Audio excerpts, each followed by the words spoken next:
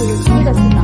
अखिल भारतीय 15वे स्त्री साहित्य कला संमेलन उद्घाटन विधान परिषदेच्या उपसभापती डॉक्टर नीलम गोरे, स्वागत अध्यक्ष आशा लोणकड, विशेष अतिथी म्हणून मराठी साहित्य संमेलनाचे अध्यक्ष डॉक्टर श्री पाबल सबनीस यांच्या प्रमुख उपस्थितीमध्ये संमेलन अध्यक्ष ज्येष्ठ साहित्यिका नीलम मानगावे यांच्या अध्यक्षतेखाली शनिवारी दिनांक 16 मार्च 2024 रोजी निगडी आकुर्डी येथील गदी माडगुळकर नाट्यगृहामध्ये संपन्न होणार आहे. अखिल भारतीय जे 15वे स्त्री साहित्य संमेलन आपण घेणार आहात, या मागचा उद्देश काय आहे आपला?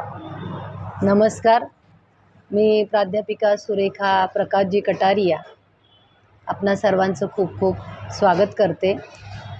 स्वानंद महिला संस्था आणि Shri all India Jain conference महिला शाखा नवी दिल्ली यांच्या संयुक्त विद्यमानं हे आपण अखिल भारतीय 15वं स्त्री साहित्य कला संमेलन घेत आहोत.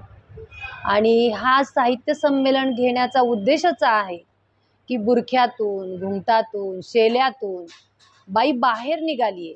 तो बुरसटलेला विचार तिनं बाजूला टाकला आहे. ती लिहिती झाली आहे, बोलती झाली आहे आणि स्वतःची जाण, स्वतःच्या अस्तित्वाची जाण तिला निर्माण होऊ लागली आहे. हा उद्देश डोळ्यासमोर ठेवून व्हावी म्हणून गेली 25 वर्ष झाले. म्हणजे आता हे 24वा वर्ष, पुढचं आमचं हे 25वा वर्ष असेल. 25 वर्ष झाले स्वानंद महिला संस्था या पिंपरी चिंचवडमध्येच नव्हे तर पूर्ण पुणे जिल्ह्यामध्ये कार्यरत आहे, काम करते.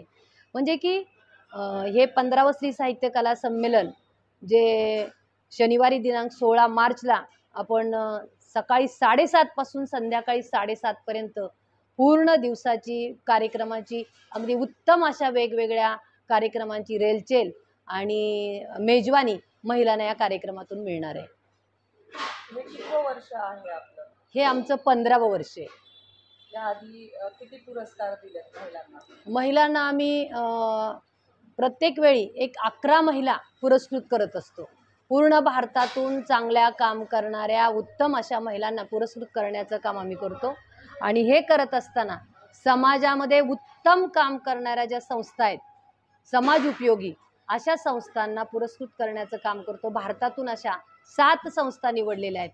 मला सांगायला आनंद वाटतो की विशेष म्हणजे विद्याप्रसारक मंडळ जी 1827 मध्ये स्थापन झाली संस्था, तिला आता पुढच्या 2 वर्षामध्ये 100 वर्ष पूर्ण होतील. एवढं मोठं योगदानाचं काम, सामाजिक दायित्व सांभाळण्याचं काम ही संस्था करते. त्याच्यानंतर दीपस्तंभ मनोबल फाउंडेशन की जे जळगावचं आहे, की जे दिव्यांग विद्यार्थी मुलं आहेत त्यांना शिक्षण देऊन कलेक्टरपर्यंत शिक्षण देऊन कलेक्टर झालेले 250च्या वर विद्यार्थी कलेक्टर झालेले त्या संस्थेचे आहेत. त्याच्यानंतर अखिल भारतीय मराठी नाट्य संमेलन की उत्तम अशा प्रकारचा माणूस घडवण्याचं काम ही संस्था करते. त्याचबरोबर सूर्यदत्ता ग्रुप ऑफ इन्स्टिट्यूट की यांनाही आम्ही पुरस्कृत करतोय. आणि गौतम स्मृती फाउंडेशन की तळागाळातल्या लोकांना यात्रेसाठी घेऊन जाणं, स्वखर्चानं इतरांना जे आपण 4 धाम म्हणतो, 4 धाम यात्रेसाठी घेऊन जाणं आणि समाज उपयोगी काम करणारी ही संस्था आहे. आणि नक्षत्राचं देणं काव्यमंच यांनाही आपण पुरस्कृत करतोय आणि हे पुरस्कृत करतोय. आणि हे सगळं करत असताना आम्हा महिलांनी सगळ्यांनी जी या संस्थेचे काम करणारे संस्था चालक आहेत, ट्रस्टी आहेत, त्यांच्या पाठीवर दिलेली ही मोठी शाबासकीची थाप आहे. आणि त्यामुळे त्यांच्या कामाची प्रेरणा मिळणार आहे, कामाची अधिकच आणि ऊर्जा मिळणार आहे. हे जे संमेलन आहे हे ठिकाण कोणतं आहे, कुठे आहे? पिंपरी चिंचवडमध्येच होणार आहे का? हो, आम्ही बाहेरही घेऊन जातो संमेलन, परंतु यावेळी आम्ही पिंपरी चिंचवडमध्ये आकुर्डीमध्ये जे माडगुळकर ऑडिटोरियम आहे तिथे हा कार्यक्रम घेतला जाणार आहे. आणि हा कार्यक्रम सकाळी 7:30 पासून संध्याकाळी 7:30 पर्यंत वेगवेगळ्या पद्धतीचा असेल. म्हणजे आता ज्या महिलांचा आज आपला हा सत्कार समारंभ तुम्ही घेणार आहात, तर यामध्ये कोणत्या महिला भाग घेऊ शकतात? हां, यामध्ये म्हणजे की हेच ऑब्झर्वेशन असतं. आम्ही त्याच्यासाठी तुमची फाईल मागवत नाही किंवा काही नाही. ज्या ज्या ठिकाणी जातो, ज्या ज्या ठिकाणी जे जे आम्हाला दिसतं निरीक्षण करून मग सगळ्याच महिला, मॅडम तिचं काम खूप छान आहे बरं का, मी आज इकडं गेले होते, आपल्याला तिचा विचार करायला हवा, अशी आमची जेव्हा चर्चा होते आणि मग त्याच्यातून पडताळणी करून अशा महिलांची आम्ही निवड करतो आणि मग निवड करून तिला पुरस्कृत करतो. पुरस्कारामध्ये आपल्या उमाताई खापरे ज्या आमदार आहेत त्यांना आपण पुरस्कृत करतोय की सावित्रीबाई महिला रत्न पुरस्कारानं आपण त्यांना पुरस्कृत करतोय. प्रभा सिंघवी हे राजस्थानचे आहेत, की अतिशय सुंदर असं काम त्यांचं चाललेलं आहे. त्यांना आपण नगराध्यक्ष होत्या त्या तिथल्या, त्यांना स्वानंद भरारी समाजरत्न पुरस्कारानं आपण पुरस्कृत करतोय. ॲडव्होकेट ललिता ओस्तवाल यांचंही काम, एक वकील बाई काय करू शकते आणि जैन समाजातील बाई वकील होऊन समाजामध्ये जेव्हा सामाजिक दायित्व सांभाळते तेव्हा तिला किती महत्त्वाचं भूमिका बजावावी लागते, याच्यासाठी त्यांना आपण डॉक्टर शीतल भंडारी कर्तव्यदक्ष सर्वपल्ली राधाकृष्णन पुरस्कारानं आपण त्यांना सन्मानित करत आहोत. एक शिक्षिका आहे, बिंदूपासून सिंधूचा प्रवास कसा असावा या महिलेकडून आपल्याला पाहायला मिळतो. ज्योती कानेटकर म्हणून आहेत, की स्वानंद भरारी पुरस्कारासाठी बहिणाबाई साहित्यभूषण पुरस्कार त्यांना देतोय आपण. त्याचबरोबर आशा साळवी, की स्वानंद भरारी कार्यक्षम पत्रकारिता. आपल्या पिंपरी चिंचवडमध्ये काम करणाऱ्या अनेक महिला आहेत, मग पत्रकारितेसारखं धडाडीनं काम करणारी म्हणून आशा साळवी यांना आपण पुरस्कृत करत आहोत. त्यानंतर कमल सातपुते. अहो, शेतीमध्ये काम करणं ही साधी गोष्ट नाही हो. एक बाई शेतीमध्ये काम करते आणि शेतीमध्ये काम करून वय वर्ष 75 आणि 75 वय वर्ष असणारी बाई शेतीमध्ये काम करते आणि ऑर्गॅनिक शेती करण्यासाठी ती प्रयत्न करते. आमची स्वानंदची सखी आहे ती, तिला तर आम्ही कमल सातपुतेंना आम्ही पुरस्कार देतोय. देशना नहार नॅशनल नव्हे इंटरनॅशनल लेवलला जाणारी ही महिला आहे. मुलगी आहे 11 वर्षाची, तिचंही कौतुक या ठिकाणी होतंय.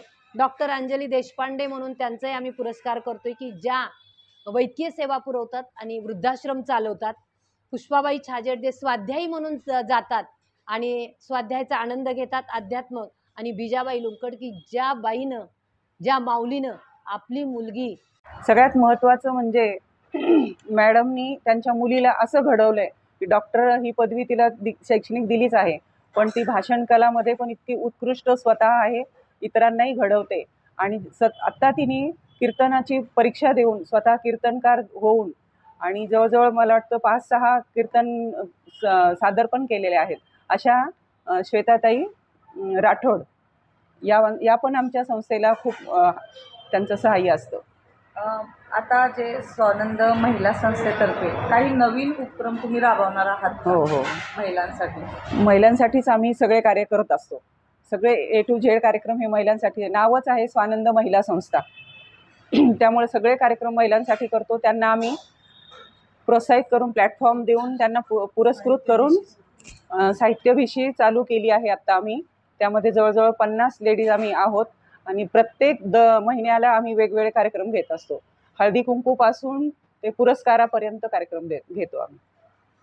नमस्कार, मी डॉक्टर श्वेता निलेश राठोड कटारिया. गेली 15 वर्ष अखंड ह्या अखिल भारतीय स्त्री साहित्य कला संमेलनाचं सूत्रसंचालन करण्याचा योग मला या सरस्वती मातेने दिला.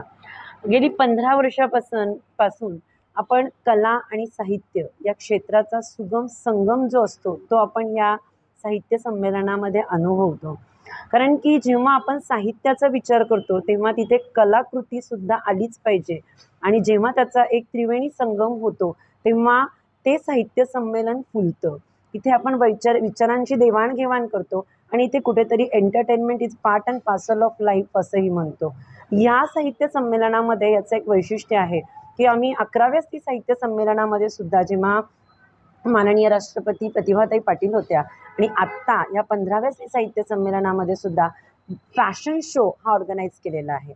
या फॅशन शोचं एक वैशिष्ट्य आहे आणि आमच्या संस्थेचं एक वैशिष्ट्य आहे की आपण महिलांना मोफत ब्युटी पार्लर, मोफत फॅशन डिझायनिंग ह्याचं कोचिंग देतो आणि त्यांनी स्वतः शिवलेले स्वतः डिझाईन केलेले कपडे घालून जेव्हा 50शीतली 55 वर्षातली आणि 25शीतली सुद्धा मुलगी जेव्हा कॅटवॉक करते आणि ते कॅटवॉक झाल्यानंतर तिच्या चेहऱ्यावर असणारा एक आत्मविश्वास की वी कॅन, जे हे स्वानंदचं ब्रीद वाक्य आहे ते जेव्हा दिसतं तेव्हा त्या साहित्य संमेलनाचं यश ते खरंच शिखरावर गेलेलं आहे हे नक्की अनुभवायला येतं.